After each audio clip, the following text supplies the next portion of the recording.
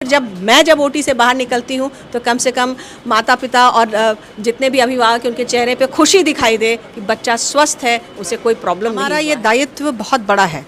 9 महीने तक एक फीमेल पेशेंट बच्चे को कैरी करती है।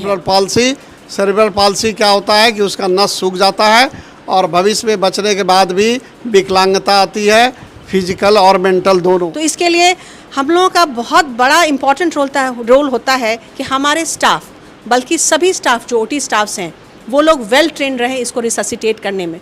तो वैसे बच्चे समाज के लिए और उस परिवार के लिए एक बहुत बड़ा समस्या बन जाता है। ऑल्टरनेटिव रेडी रहना चाहिए कि उस समय जब तक कि वो विंडो पीरियड है उसमें हम बच्चे को प्रॉपरली रिससिटेट करें। और एम्बू बैग वेंटिलेशन यदि उसको दे दिया जाए, इंतजार नहीं किया जाए कि अब रोएगा, मार रहे हैं, वो नहीं करना है। और यदि इसको पड़ता है तो डैमेज कम होगा और वो बचने की संभावना भी बढ़ेगी और उसको भविष्य में विकलांगता भी नहीं आएगी। तो उससे क्या होगा, हमें फ्यूचर में उस माँ बाप के लिए फाइनेंशियल और इमोशनल बर्डन और प्लस सोसाइटी को जो बर्डन है उस बच्चे के साथ जो हम लोग कर रहे हैं तो वो हम लोग कम से कम कर सकते हैं। तक वो लोग सीखें, जानें, और हमेशा कार्यशालाओं में इन लोगों को भेजते हैं कि तुम लोग करो और सीखो और आओ और इम्प्लीमेंट करो। पूरे देश में एक दिन में लगभग 65,000 के करीब बच्चे जन्म लेते हैं और यूनिसेफ का एक रिकॉर्ड है कि प्रति 1 मिनट पर एक बच्चे की मृत्यु हो जाती है। तो इस मोर्टेलिटी के रेट को कम करने के लिए जाहिर सी बात है कि जब बेबी बोर्न लेता है तो उसका जो एक क्रूशियल पीरियड होता है, कुछ दिन का और कुछ घंटों का, मेडिकल स्टाफ को जानना बहुत ज़रूरी होती है। तो ऐसी ही कुछ महत्वपूर्ण जानकारी भागलपुर शहर के प्रख्यात शिशु रोग विशेषज्ञ और सामाजिक कार्यकर्ता डॉक्टर अजय कुमार सिंह आज आस्था नर्सिंग होम में मेडिकल स्टाफ को दिए हैं, जहां पर डॉक्टर वर्षा सिन्हा भी मौजूद रही हैं और फिजिशियन डॉक्टर उबैद अली साहब भी मौजूद रहे। क्या कुछ विशेष जानकारी मिली है और किस तरह से इस कार्य को मेडिकल स्टाफ सीखे हैं, हम जुड़ते हैं डॉक्टर अजय कुमार सिंह से। सर, ये जो आज आप लोगों ने एक दिनों का एक कार्यशाला रखा है, इसमें किस बातों पर चर्चा हुई, किस तरह के मेडिकल स्टाफ को आप लोगों ने प्रशिक्षण दिया? जैसा कि अभी आपने बताया कि हर दिन 65,000 बच्चे जन्म लेते हैं और करीब 20 से 25% बच्चे ये बर्थ एस्फिक्सिया के शिकार होते हैं। मतलब जन्म लेते ही वो रोते नहीं हैं, और जब नहीं रोते हैं तो या तो उनकी मौत की संभावना बढ़ जाती है या यदि बचता है तो उसको भविष्य में सीपी प्रॉब्लम होता है, सेरेब्रल पाल्सी। सेरेब्रल पाल्सी क्या होता है कि उसका नस सूख जाता है और भविष्य में बचने के बाद भी विकलांगता आती है, फिजिकल और मेंटल दोनों। तो वैसे बच्चे समाज के लिए और उस परिवार के लिए एक बहुत बड़ा समस्या बन जाता है, जिसका प्रॉपर इलाज नहीं है, कोई दवा से उसका इलाज नहीं है। इसीलिए हम लोगों का दायित्व है, मेडिकल स्टाफ का दायित्व है कि उसको उस डैमेज से बचाना, ना सिर्फ उसको ज़िंदगी बचाना बल्कि डैमेज से भी बचाना। तो इससे बचाने के लिए है कि एक कुछ न्यूनेटल रिससिटेशन प्रोग्राम पूरे देश में नहीं पूरे वर्ल्ड में चल रहा है और उसमें स्टेप है। ये नहीं कि कोई कैसे किया कोई कैसे किया, वो नहीं, एक स्टेप है कि बच्चा निकला उसको क्या करना है, यदि रो रहा है तो क्या करना है, नहीं रो रहा है तो उसको क्या करना है। और उसमें सबसे इम्पॉर्टेंट स्टेप होता है एम्बू बैग वेंटिलेशन। और एम्बू बैग वेंटिलेशन यदि उसको दे दिया जाए, इंतजार नहीं किया जाए कि अब रोएगा, मार रहे हैं, वो नहीं करना है। विदिन मतलब कि 60 मिनट आपको उसको वेंटिलेट कर देना है यदि नहीं रो रहा है। उससे उसको ऑक्सीजन लगातार निरंतर बढ़ता रहता है, ठीक होता है। और जो भी टेम्प्रोरी कारण से वो नहीं रोया वो फिर से रोने लगता है। 95% से अब बच्चे इससे ठीक हो जाते हैं और उसको भर्ती की भी ज़रूरत नहीं पड़ेगी। और यदि इसको पड़ता है तो डैमेज कम होगा और वो बचने की संभावना भी बढ़ेगी और उसको भविष्य में विकलांगता भी नहीं आएगी।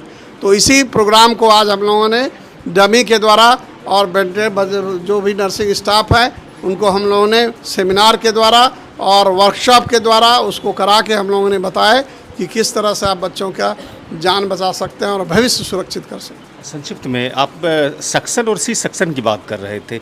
ये जब प्रसव से पहले या फिर प्रसव के दरमियान ही इस तरह की जब लेडी डॉक्टर अख्तियार करती है तो इसमें किस तरह की दिक्कतें होती है सक्शन और सी सक्शन में? और एक अपगर भी चीज़ें होती है जैसे मांसपेशियाँ और श्वास और जो उसकी जो हार्ट होती है, इन सब चीज़ों का मेजरमेंट होता है। अपगर स्कोरिंग होता है, मतलब 7 से ऊपर अच्छा होता है और 3 से नीचे गड़बड़ होता है, मतलब वो उससे बच्चा डैमेज हो रहा है। और 7 to 10 जो है वो सबसे अच्छा होता है और 7 और 3 के बीच में मीडियम होता है।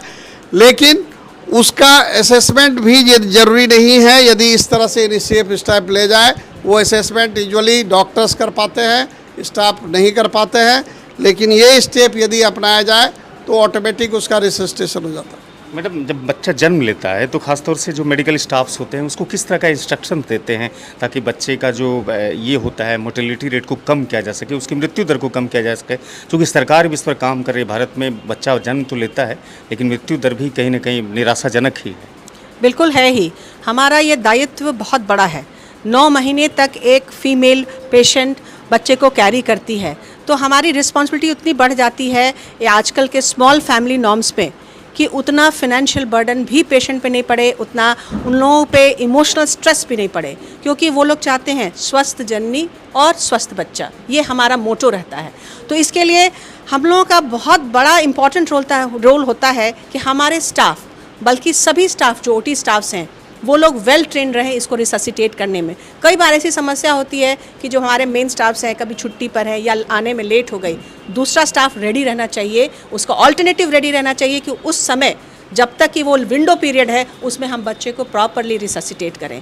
तो उससे क्या होगा, हमें फ्यूचर में उस माँ बाप के लिए फिनेंशियल और इमोशनल बर्डन और प्लस सोसाइटी को जो बर्डन है उस बच्चे के साथ जो हम लोग कर रहे हैं, तो वो हम लोग कम से कम कर सकें, जितना मिनिमाइज कर इस सकें। तरह के प्रयोगशाला होने के बाद क्या लगता है कि आस्था नर्सिंग होम में जो काम करने वाले मेडिकल स्टाफ है उन लोग को ट्रेंड होने के बाद इसका एक अच्छा प्रभाव समाज पर भी पड़ेगा या मिलेगा उन लोगों को? बिल्कुल। ये पहली बार कार्यशाला नहीं हुई है। बहुत साल पहले जब मैं प्रैक्टिस में जब नई आई थी, आज से करीब 20 साल पहले की बात है, तब सर के यहाँ इन्होंने कार्यशाला का आयोजन किया था और हम अपने मेन स्टाफ्स को ले जाकर वहाँ पर ट्रेनिंग दिलवाए थे। बिकॉज आई वॉन्ट कि कहीं भी इन लोग में फ्लॉज नहीं रहे, जहाँ तक हो वो लोग सीखें, जानें। और हमेशा कार्यशालाओं में इन लोगों को भेजते हैं कि तुम लोग करो और सीखो और आओ और इम्प्लीमेंट करो, क्योंकि वो बहुत इम्पॉर्टेंट रोल होता है। और फिर जब ओटी से बाहर निकलती हूँ तो कम से कम माता पिता और जितने भी अभिभावक हैं उनके चेहरे पे खुशी दिखाई दे कि बच्चा स्वस्थ है, उसे कोई प्रॉब्लम नहीं हुआ है। शुक्रिया। तो ये डॉक्टर वर्षा सिन्हा थी और डॉक्टर अजय कुमार सिंह थे। दरअसल होता क्या है कि जब आप क्वालिटी डायग्नोसिस करवाते हैं या फिर इलाज लेते हैं तो ये अंतर दिखाई देता है। ग्रामीण इलाकों में प्रसव का तरीका अलग है और यही वजह है कि एक बहुत बड़ा इफेक्ट समाज पर पड़ता है। जब अच्छे अस्पताल या अच्छे नर्सिंग होम में आप आएंगे तो इस तरह की सुविधाएं आपको मिलेंगी, जिसका असर जो फीमेल है, जो डिलीवरी होती है, उस पर भी मिलता है। वीडियो अच्छी लगी हो, जानकारी वाली हो तो साझा कीजिएगा। चैनल को सब्सक्राइब कीजिएगा। फेसबुक पर अगर वीडियो देखते हैं तो वहाँ फॉलो कीजिएगा, लाइक कीजिएगा। शुक्रिया।